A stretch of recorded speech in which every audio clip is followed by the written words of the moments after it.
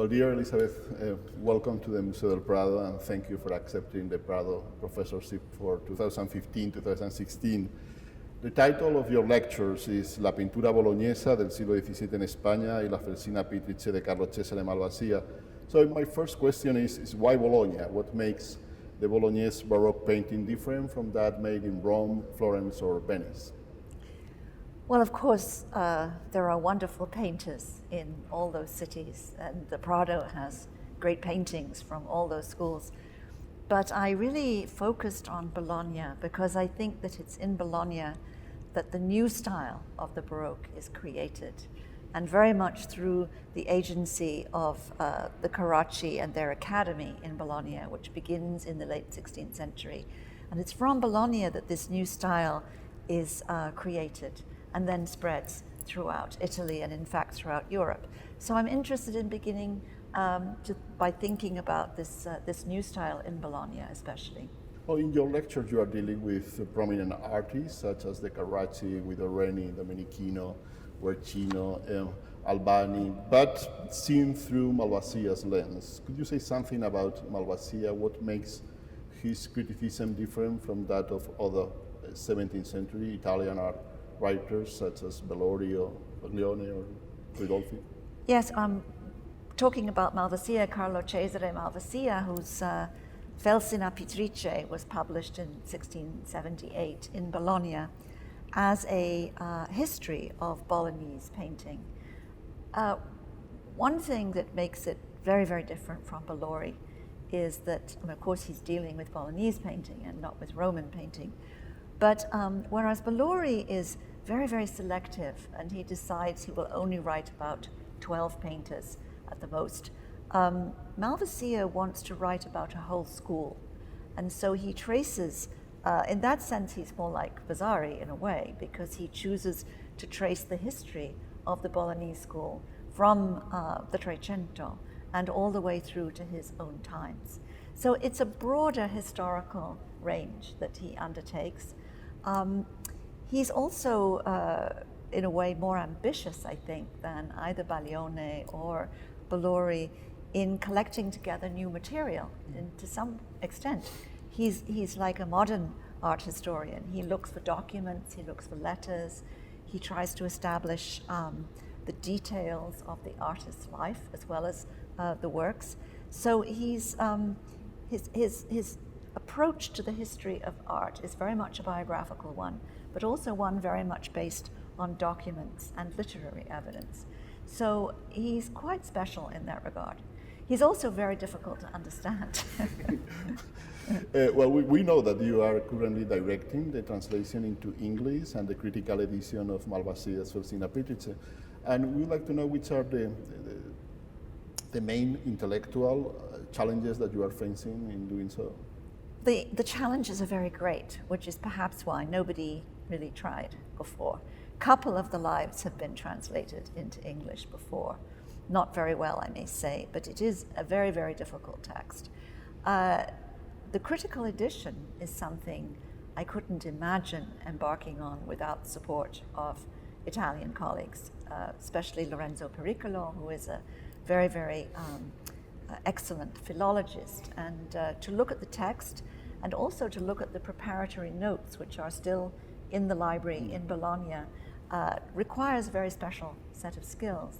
And I have other young colleagues working with me on the translation, on the historical notes.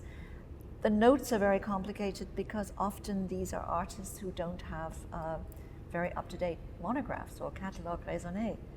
At the moment, we're working quite specifically on Guido Reni, and I'm aware of the fact that there are several Guido Renis in this room. And we have several exhibition catalogues and monographs, but over the last 10 years, so much new information, new pictures has come to light that we have a lot of work to do, a great deal of work to do. Well, you have mentioned the Guido Renis in these galleries, and as you know, the Prado collection of Italian Baroque painting is splendid. However, it's lesser known than the other collections and it attracts less public than the others. So could you say a few words in order to encourage our audience to visit these galleries and to learn more about Italian Baroque painting? Well, I of course hope they will come. And I would hope that the lectures might encourage that a little bit. I think that it's very important to see the Bolognese in the tradition of European painting that the Prado represents so thoroughly. So I think for the public, if you look at Rubens over here and you look at Titian over here, it's very interesting to put the Carracci school in the middle and see how much they learned from the tradition of Venetian painting, of Northern and Italian, Tuscan Roman painting, but also how much they gave to painters who came afterwards, from Rubens, Velázquez.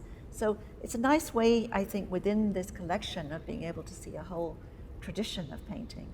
My last question is not about your lectures, but about your position as Dean of CASBA. As you know, the Prado lectures are the most important event organized by the Centro de Estudios de El Prado. You are Dean of CASBA, one of the leading art institutes associated to a fine arts museum. And well, we are in Spain, we are not familiar with such institutions. So I wonder if you could say something about the relationship between CASBA and the National Gallery of Art in Washington and the mutual benefits of that relationship.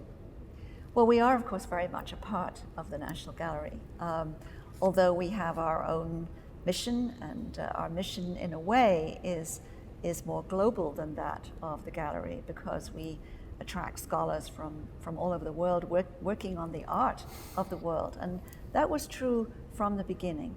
But I think for the scholars who come to CASBA, the experience of spending every day in the National Gallery is, in a way, life-changing, because they see the history of art in a different context. They understand, in a way that it's hard to do just as a visitor, the extent to which the gallery seeks to serve the public through exhibitions, through displays, through conservation, and through, of course, educational programs. But all of that, people can learn much more thoroughly, I think, from the inside. So fellows who come to the gallery, and I include yourself as a former professor at the CASBA and the National Gallery, they take away a great deal back to their institutions, I hope. In terms of the gallery, I think that we have a wonderful curatorial staff, we have wonderful staff in conservation, all areas of the gallery, but sometimes it's very nice to bring in some new blood, some people with different ideas, and I think in a way it helps to renew knowledge and excitement within the National Gallery. So I hope we provide a kind of mutual benefit. Well, thank you, Elizabeth, and we are looking forward for your lectures in November. Thank you. Thank you, Miguel. Thank you.